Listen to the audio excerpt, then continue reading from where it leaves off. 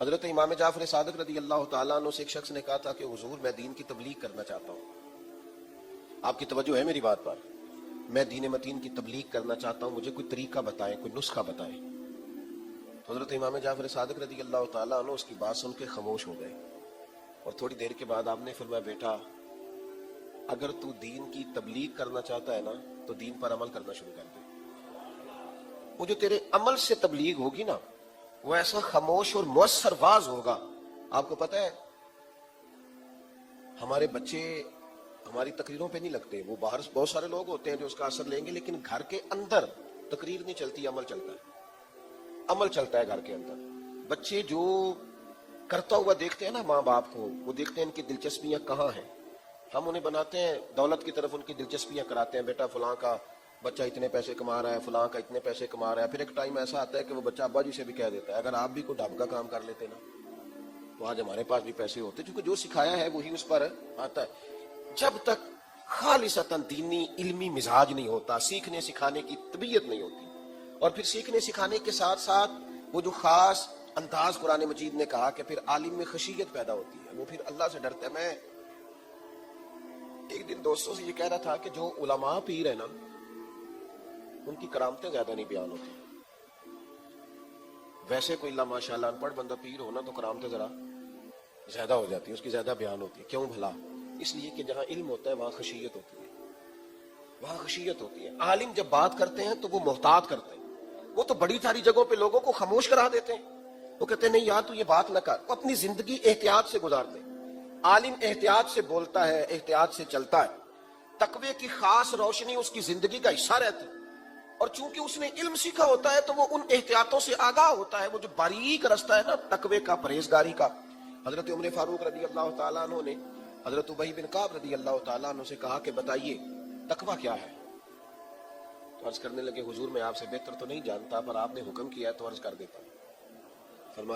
عرض کرنے لگے حضور تنگ رستے سے کبھی گزرنا ہو نا اور انسان نے کھلا لباس پہنا ہو اور دونوں جانب کانٹے دار جھاڑیاں ہوں تو بتائیے بندہ اس میں سے گزرے گا تو کیسے گزرے گا؟ تو حضرت فاروق اعظم فرمانے لگے صاف سی بات ہے، ذرا احتیاط سے گزرے، اپنے کپڑوں کو سمیٹ کے گزرے، ذرا دائیں بائیں دیکھے کہیں اس کے کپڑے الجھ نہ جائیں، احتیاط سے گزرے. تو حضرت ابی بن کعب کہنے لگے بس حضور یہی خشیت ہے، یہی تقوی ہے. جو بندہ زندگی میں ذرا احتیاط سے وقت گزارے اسے متقی پرہیزگار کہا جاتا ہے. لیکن میں آپ سے عرض کروں یہ کام بڑا مشکل ہے. آپ مجھے سارے بتائیے گا دعائی کھانا زیادہ مشکل ہے کہ پرہیز کرنا؟ جلدی سے بتائیں، جلدی سے. بس یہ پرہیز ہی مشکل ہے. نیکی کرنا بھی بعض اوقات اللہ کی توفیق ہوتی ہے تو ہو جاتی ہے، لیکن گناہ سے بچنا، احتیاط کرنا. حضرت خواجہ حسن بصری رضی اللہ تعالیٰ عنہ فرماتے ہیں تقویٰ یہ ہے کہ جہاں سے تجھے رب نے منع کیا کبھی وہاں نظر نہ آنا تو متقی ہو جائے گا. زیادہ باریک تیری زندگی ہو تو ذرا احتیاط، جو من میں آیا کہہ دینا، جو طبیعت میں آیا وہ کر گزرنا، ہر وقت من چاہی زندگی گزارنا. یہ متقی لوگوں کا طریقہ، وہ من چاہی زندگی نہیں گزارتے، رب چاہی زندگی گزارتے. وہ تقوی کے ساتھ امام احمد بن حنبل رحمۃ اللہ علیہ فرماتے ہیں بیٹے نے آ کے بتایا مجھے، بس میں بات سمیٹنے لگا ہوں، فرماتے مجھے میرے بیٹے نے آ کے بتایا کہ ایک ضعیف خاتون ہے مسئلہ پوچھنے آئی. فرماتے میں نے کہا اسے پردے کے پیچھے بٹھاؤ. خاتون بیٹھ گئی. امام صاحب کہتے ہیں وہ بڑی ضعیفہ تھی، بوڑھی تھی. اس نے مسئلہ پوچھنا چاہا. میں نے کہا پوچھئے. تو خاتون کہنے لگی میں بیوہ بھی ہوں، بے اولاد بھی ہوں، ہاتھ نہیں پھیلانا چاہتی، مسلمان کے وقار کے خلاف ہے، تو میں خود سے چرخہ چلاتی ہوں، سوٹ بناتی ہوں، بیچ کے اپنا گزارا کرتی ہوں. ایک عجیب الجھن کا شکار ہوں. میں نہ چاند کی روشنی میں چھت پہ بیٹھ کے چرخہ چلا رہی تھی تو کئی دن ایسے ہوئے کہ بادشاہ روز ہی کسی نہ کسی سفر پہ نکلتا ہے تو بڑی بڑی لالٹینیں، بڑی بڑی روشنیاں اس کے پاس ہوتی ہیں. وہ میرے قریب سے جب گزرتے ہیں تو اس کی روشنی میرے چرخے پہ پڑتی ہے. پوچھنا یہ تھا اس روشنی میں جو میں سوت بناؤں تو وہ میرے لیے درست ہے کہ نادرست ہے؟ امام احمد بن حنبل کہتے ہیں میرا سارا وجود سکتے میں آ گیا. میں نے پلٹ کے اس خاتون سے کہا اماں جی آپ کون ہیں، کہاں سے آئی ہیں؟ تو وہ کہنے لگی آپ مسئلہ بتائیے.